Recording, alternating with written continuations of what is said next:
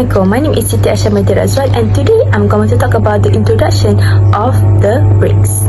According to Goldman Sachs, based on characteristics including population size, demographic dividend and rate of globalization, these five nations have the potential to outgrow the European Union economy in terms of market size. By 2050, according to GS's forecast, China's, India's, Brazil's and Russia's and South Africa's economy will rank first through 6 in the globe, respectively. However, the inaugural gathering of the foreign ministers of Brazil, Russia, India, China in New York in September 2006, which took place in conjunction with the UN General. Together, these five nations represent 25% of the global gross domestic product, 46% of the world's labor force, and 43% of the world's population. The industrialized world receives a significant amount of its resources from the Brics nation. These nations are thought to be driving a shift in global economic dominance away from the advanced economies of Europe and the US with a strong economic growth. The Founding Fathers: Jair Bolsonaro, President of Brazil; Vladimir Putin, President of Russia; Narendra Modi, Prime Minister of India; Xi Jinping, President of China; and lastly, Cyril Ramaphosa, President of South Africa.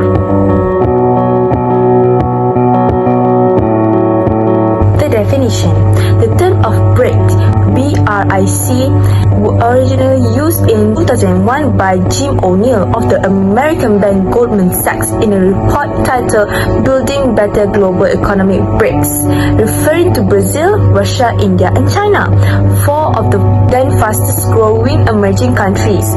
The two countries that will dominate the global market for manufactured goods and services are China and India. Russia and Brazil will both grow to be a major raw material supplier. South Africa joined the group in 2010 and the acronym BRICS was born. Hi and a very good afternoon. My name is Nisa Kamal binti Muhammad Rosni. So the first main factor of the BRIC is in terms of economic cooperation. So economic cooperation aspect is linked to the foundation of the BRICS cooperation mechanism. So its goal is to promote the global economic system reform and encourage the developing market economy to participate in order to get a greater access to the international financial system. Furthermore, the rapid growth of the trade and investment flows between BRICS countries as well as economic cooperation activities across a range of sectors.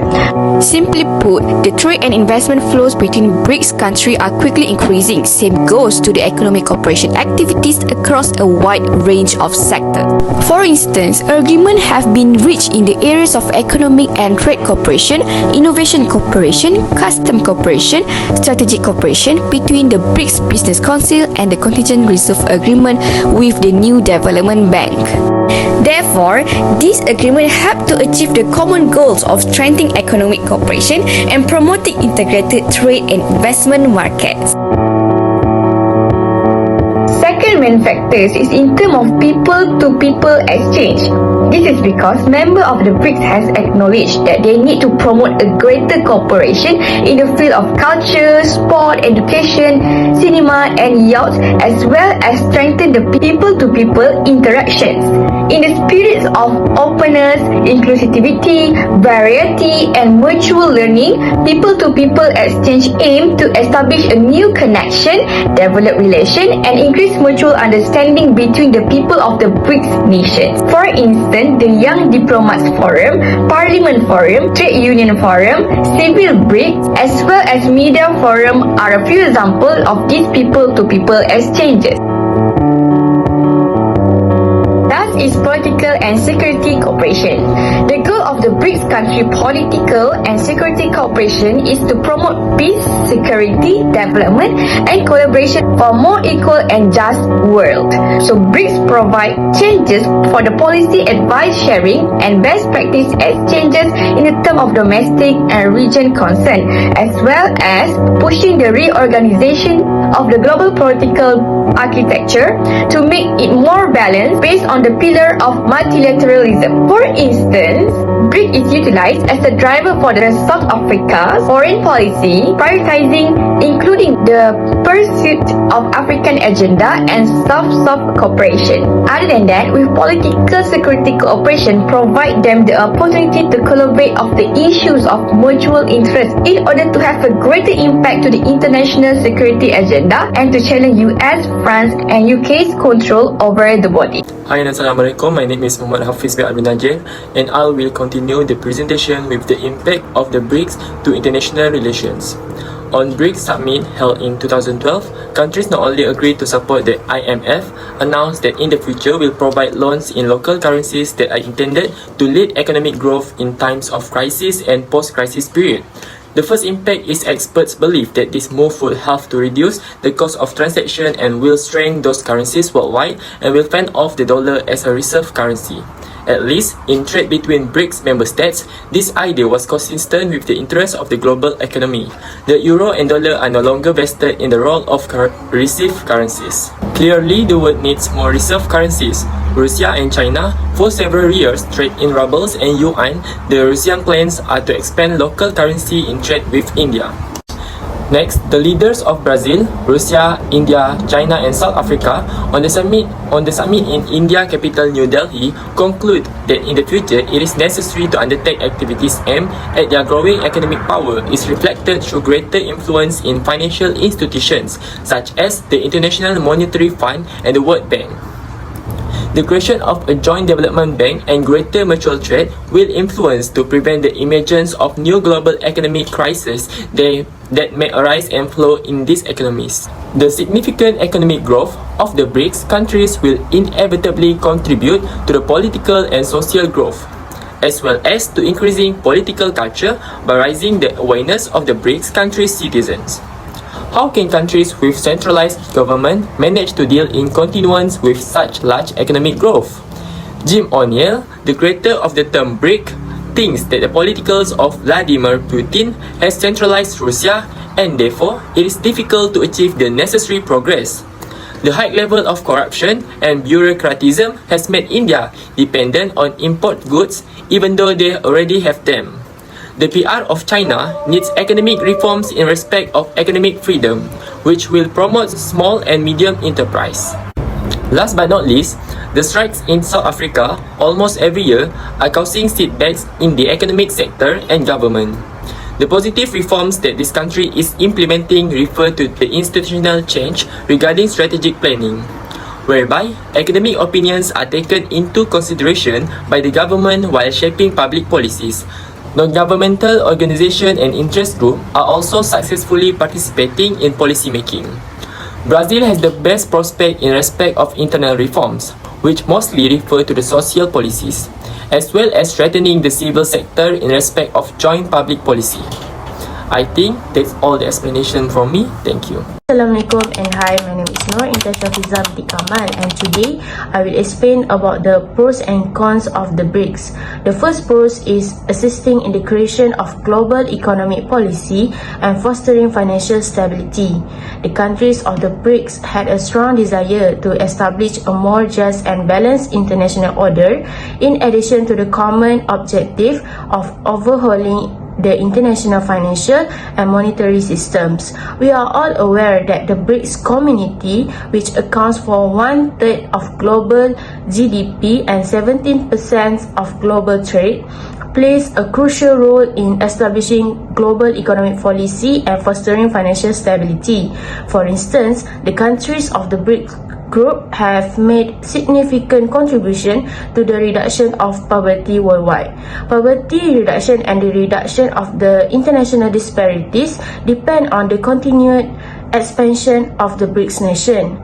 BRICS has recently emerged as the voice of the developing countries. Okay, for the next pros is the BRICS nation have a lot of potential to set an example for sustainable development. In terms of trade and finance, the BRICS have been successful in involving an increasing number of developing and emerging nations in a complex web of economic and political relationships. For instance, the BRICS countries hold significant reserves of foreign currency equivalent to around 40%. of the global total. The BRICS countries are trading more and more with each other. In this slide, I will explain about the cons of the BRICS, which is the first is the Chinese economy's dominance. The importance in trade connections make the BRICS more of a China with partners organization than a union of equal members. China's enormous economic expansion outpaces that of the other members' contributions to the global economy. Sadly, however, this gives the impression that the union is more like a China with its partner than a union with members with equal power. China has consolidated its position as the strongest of the BRICS economies ever since the term BRIC was first used 20 years ago. It is now the second largest economy in the world after the United States. There are a variety of ways that China's growing dominance within the BRICS can be demonstrated. Simply put, China's GDP is greater than the combined economic output of the other four BRICS nations by more than $1.5 trillion. Additionally, the current trend is for the gap to widen even further. For the second cons of the BRICS is BRICS countries lack mutual economic interests. The BRICS nations have an unequal monetary construction. In contrast to developed nations, the average level of the private sector in the economy is nearly 50% lower. BRICS relies heavily on foreign markets and is primarily built on commodity sectors. For instance, the exchange between them is currently under 320 billion bucks per year and declining. They have 6.5 times more trade with the US and EU. Trade between China and the rest of the world is 12.5 times greater. China's and South Korea's bilateral trade is almost as significant as that of the BRICS nation. My name is Nur Atra binti Nasir and my metric number is 2022949443. And the first lesson learned that we can learn from the BRICS are trade is everything. Growing any economy is all about selling, and when you're a small economy, growing means selling to someone bigger. And China has been the great trade success story of the last 20 years because of the lower labor costs and smart government planning to coordinate supply chains and improve efficiency in the manufacturing of electronics, textiles, and other goods. Between 1993 and 2010, India's share of global trade increased. The country has also become more diverse, and in 2000, 1 in 5 export dollars came from the US, and today it's 1 in 7. Russia also, which is willing to rely on products and is undeveloped in technology, contributed from an increase in oil prices in the second half of the 2000s. Finally, in Brazil has seen huge growth in both agricultural and industrial exports, but more than any other BRIC country, it has benefited from huge global investment, which has helped its domestic industry growth and its consumers become more wealthy at the expense of raising its currency in comparing to other developing countries. And trade has been a part of economic development for centuries. Without international trade, few nations could maintain a sufficient standard of living, and especially to those of smaller size. No country in the world can achieve all of its own needs. Second lesson that we can learn from the BRICS is strong economies need strong states and stronger societies.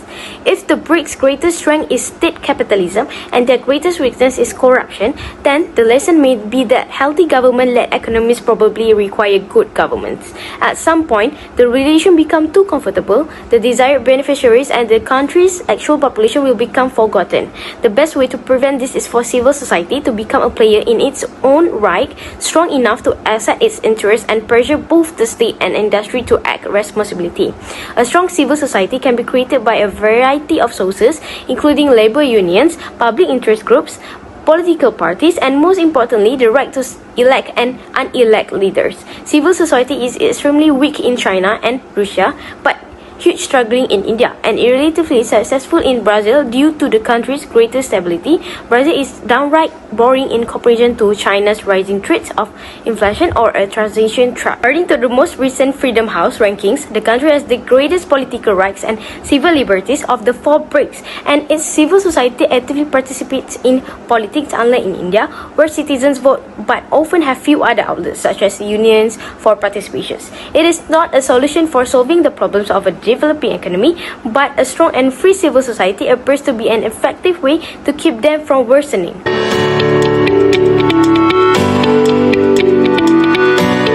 Okay, so last lesson that we can learn from the BRICS are the rise of the middle class.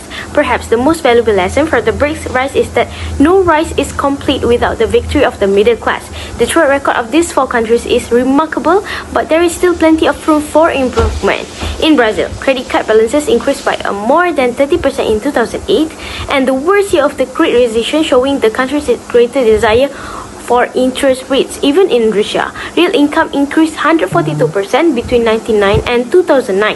In China and India, the middle class has increases by a kind of 21st century industrial revolution, and by 2050, those 2 countries will be home to half of the world's middle class as defined by the OECD. As you can see, the middle class promotes economic growth. A strong middle class ensures a consistent consumer base which drives productive investment, and also encouraging other national and societal conditions that promote growth. Conclusion. The difficult circumstances with we as the BRICS are facing are not exclusive to us, let me state in closing. In fact, the current state of the global economy is challenging. Even though the global financial crisis may have ended, the recovery has never been as strong as would have liked. We must take a decisive action to address the issues we face because they present us with the chance to make important changes that could ultimately result in robust, sustainable and balanced growth. These activities are already well underway.